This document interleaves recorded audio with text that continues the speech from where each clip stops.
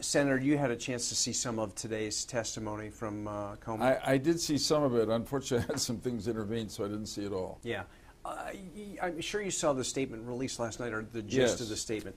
My first question in here is, in your opinion, is the president in trouble? Let me say first, I don't know if you're going to have time, at least it'll be on this thing. I should say by way of disclosure that we are sitting in the offices of Kasowitz, Benson, Torres, where I'm the senior counsel.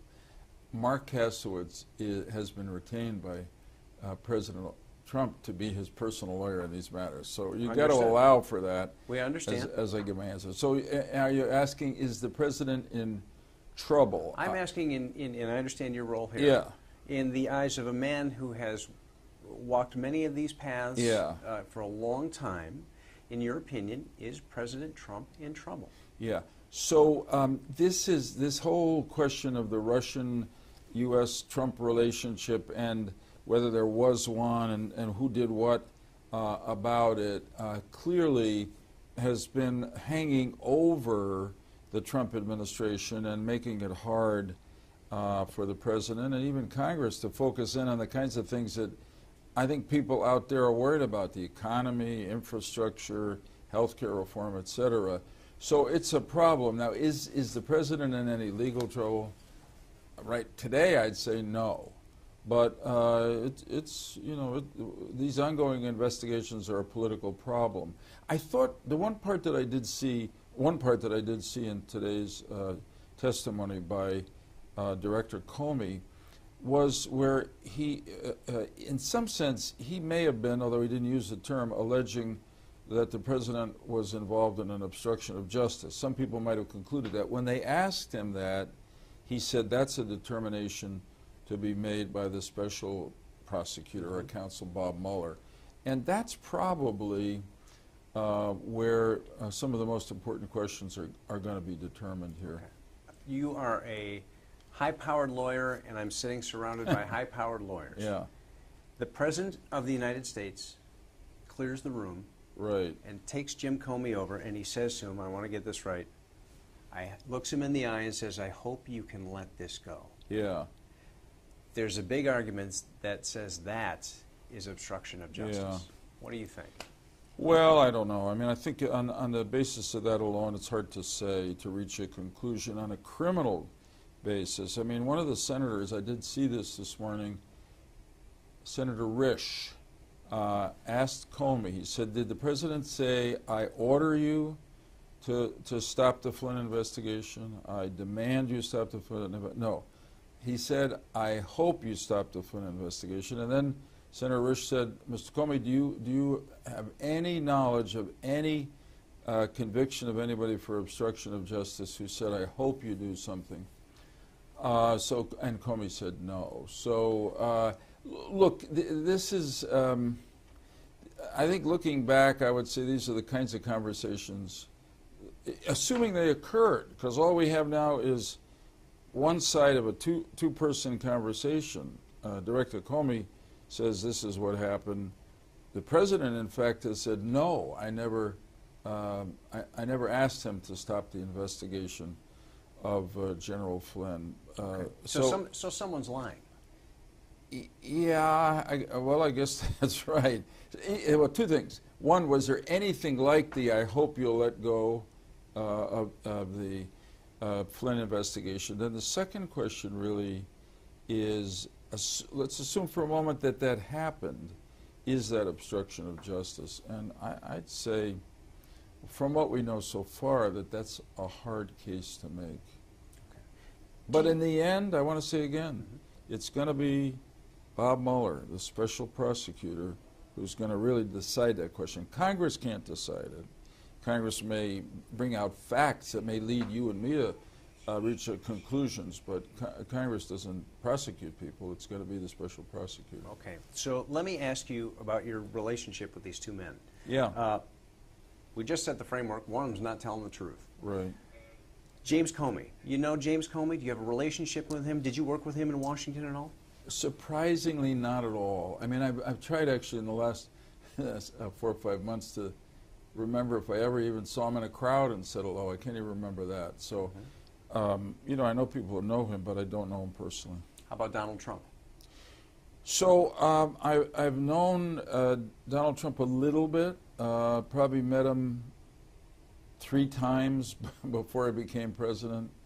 They asked me to come and speak to him in Trump Towers in January. I had a good discussion with him. And then, of course, when he asked me to think about being the director of the FBI a few weeks ago, I spoke to him on the phone 3 or 4 times and then had a meeting with him in the Oval Office for about an hour or so. Between the 2 of them, I have never talked to Comey. Comey has a good reputation, generally, not among everybody. Right. And but President Trump, though, I can say I've had some interaction with. Well, let's talk about that. I was going to get to that in a minute, but yeah, let's talk about the last couple of weeks. Has been interesting for you. I think that a lot of folks were surprised to see the name Joe Lieberman pop to the top of this list. Tell me the genesis of this. You called somebody, somebody called you. How did this begin? Yeah, well, if other people were surprised, I was even more surprised. I mean, I was at a meeting in Chicago, and my cell phone went off, and it was a 202 number. I didn't recognize it. I picked it up. It's a White House operator, Senator Lieberman. I said, yes, the President would like to talk to you. I got up, I left the room, and he said, you know, we said hello, a little small talk, and he said, I'd like to ask you to think about whether you'd like to be director of the FBI. And I said, Mr. President, I'm really honored you'd even raise the possibility. Because you're the president, and I feel as a citizen I have an obligation to think seriously. If the president asked me to think about going into service of the country, I got to do it. But I got to tell you from the outset here, that's what I really said, I'm very happy with my life right now.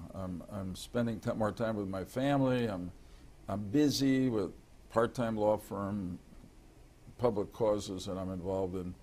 But that's the way it started, and so, I did not seek it. It was a total surprise. So, the phone call comes, and you hang up the phone. Yeah. Does Senator Lieberman want that job at that point? I know you had a lot going on. I also know you're a man called the public service. I guess a better question is, if the answer would have been, Senator, will you come? Your answer would have been? At that time, will I do it?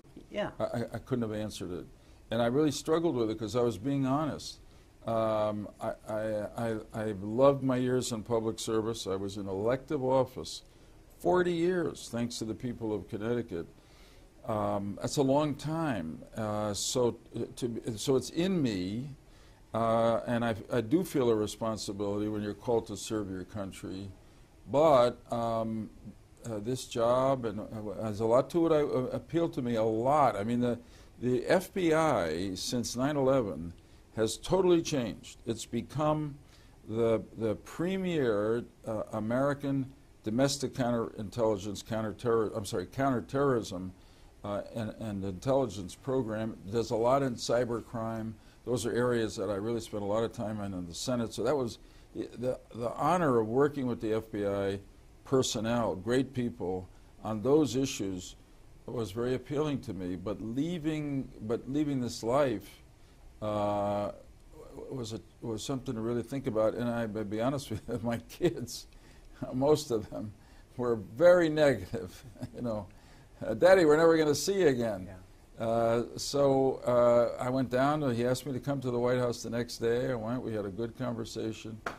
Said I'd think about it. He pressed on. I was a little worried they were going to press me to make a decision basically within 2 days before he left for the Middle East on that Friday, but they didn't, and that created some space. And then I'm unexpected by Mark Kasowitz, the senior partner at this law firm, who has represented the president in business, personal legal matters. The president asked him to take on the lead counsel role representing the president and the Trump campaign in all these investigations about Russia. The thought was that the president would more likely have retained a Washington lawyer. That's the conventional thing to do. Of course, Donald Trump is not conventional, and he puts a premium on familiarity, loyalty, and you know, he has a lot of confidence in Mark Kasowitz, so that's why he's here. Incidentally, I should say this. Mark Kasowitz was born and raised in New Haven, Connecticut. Is that right? Yeah, in the Westville area. He should come back. He should. And I must tell you, this digresses, but it may be another story you want to do sometime about Mark. When I was preparing to leave the Senate, a lot of firms had contacted me. I was down to 3 firms I was interviewing with, all sort of older firms. I got a call from a friend of mine who was a friend of Mark Kasowitz. He says there's a firm in New York that really wants to interview you, and you ought to take the time to do so. You probably don't even know the firm. I said, what's the name? Kasowitz, Benz, and Torres. I said, I don't. He said, but you know the guy who founded the firm. I said, who? Mark Kasowitz. I said, from New Haven? Because he grew up in Westville, and his dad, who just died a couple of years ago, lived in Westville until he died. So you knew him way back in the day? I hadn't seen him for probably 30 years, but anyway. Well, listen. There you go. Here, I got to ask you this. So yeah, I don't really think I got a question. I got an answer there about would you have done it. You said you couldn't answer. So I was. If you had been pressed on that Friday, he said, Senator, yeah, we got to have an answer. It's Friday. I'm leaving on this trip. What's the answer? Probably I would have said yes. Interestingly enough, my wife and I really wrestled with that Thursday night. And, you know, God bless my wife, Adessa. She said, well, if you want to, then okay, I'm going to support you in it. But it was a very difficult decision, and not one where you say, yes. And when I got up the next morning and I got a call from the White House that they decided to hold off because he didn't really even have time to make the announcement before he had to get on the plane, I was relieved, to tell you the truth. So we were that close. Had he made a different decision Friday, you could have been the guy. Yeah, and my life would have been very different. And you know what? I have this feeling that it all ended up as it was meant to be. And I'm honored that they were considering me. And somebody said to me afterward that they had a friend who was offered was either running for something or offered a position, and she said, thrilled if I get it, relieved if I don't. So there's a little of that here. From a non-political creature. Yeah. When you look at what's happening in the Trump administration right now, I think it's fair to say there are a lot of fires that have to be put out right now. Right. Was there any apprehension about a guy like you to step into all that? Well, that's certainly what a lot of people were saying to me, including some of my own children. But you know, maybe it's my self-confidence that I hope that I could bring some order to it. And as Comey said, and others have said, the FBI director really is independent, and that's why he has a 10-year term. That's why Congress wanted him to be free of politics. So it's look at this administration. Really, why did the president get elected? There's a lot of reasons, and it's in some ways it's a mystery why anybody gets elected. We never know. But part of it, I think, was that people really wanted a change. They wanted an outsider.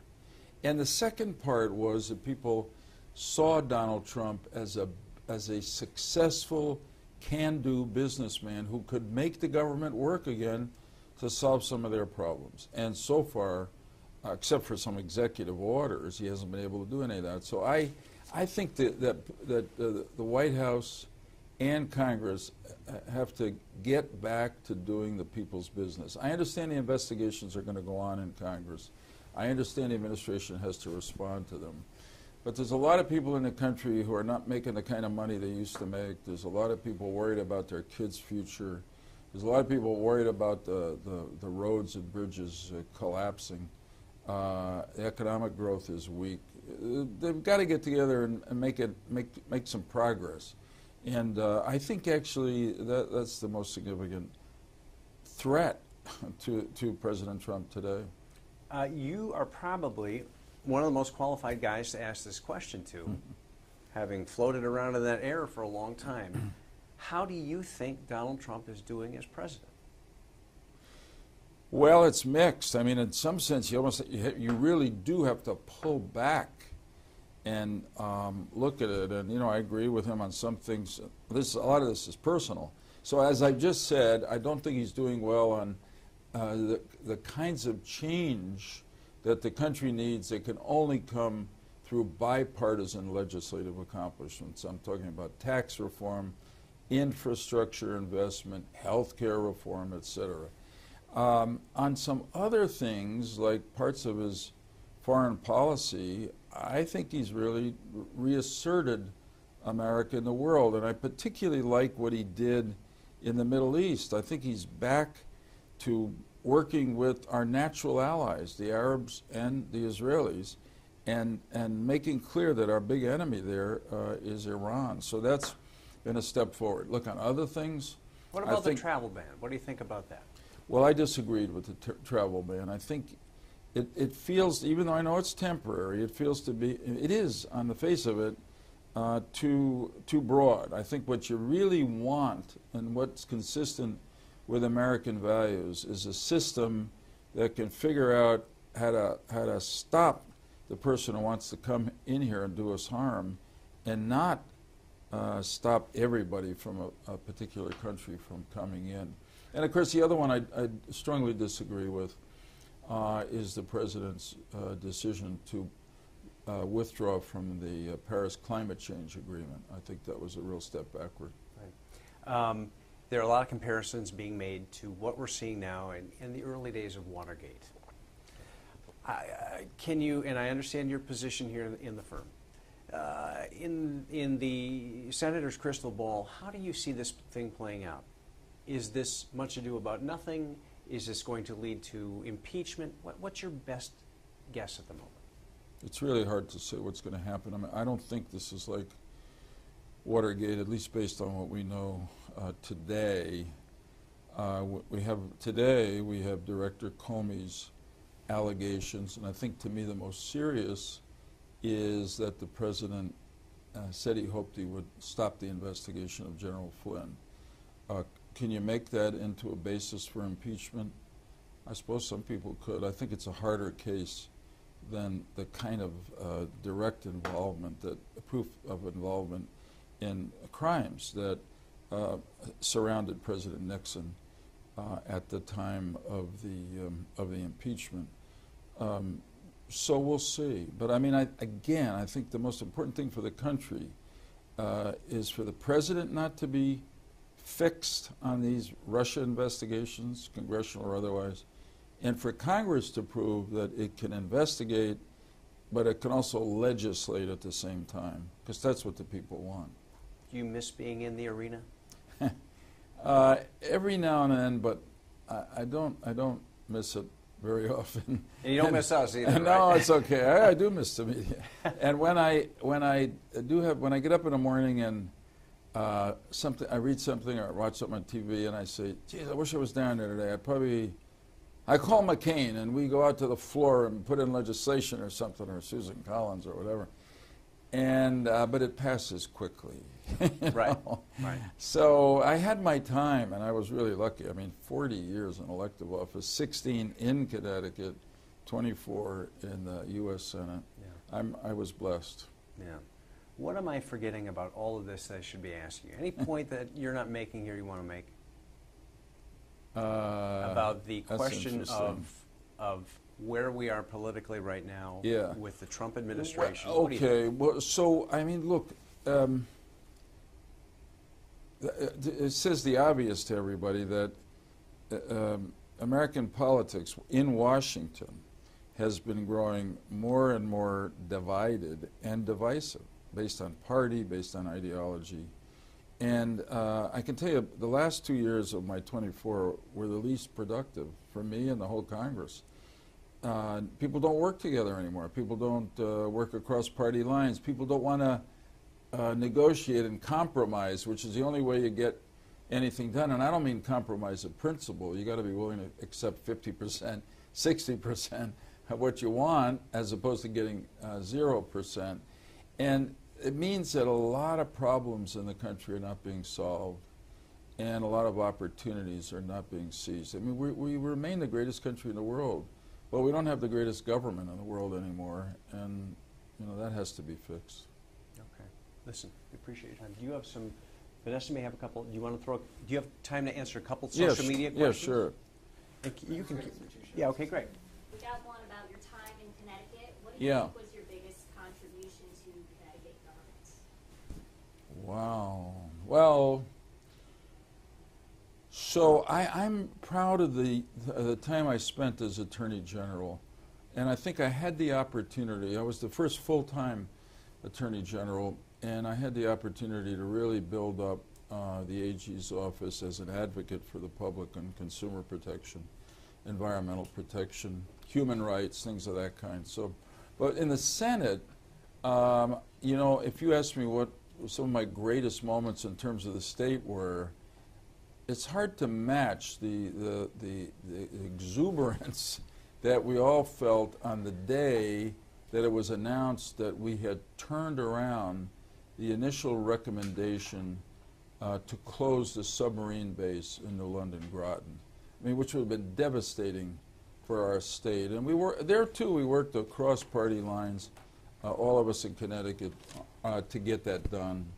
I don't know. Probably I could go on too much, but I always, right from my early days in the state Senate, through Attorney General, through the U.S. Senate, environmental protection was always a priority for me. And so there's a lot of both cleaning up Long Island Sound, saving some natural places of beauty in the state, working to improve the Connecticut River. I mean, those are things that, you feel are lasting. And beyond the law, they have an effect on the land, on the real land and water, the real life of Connecticut.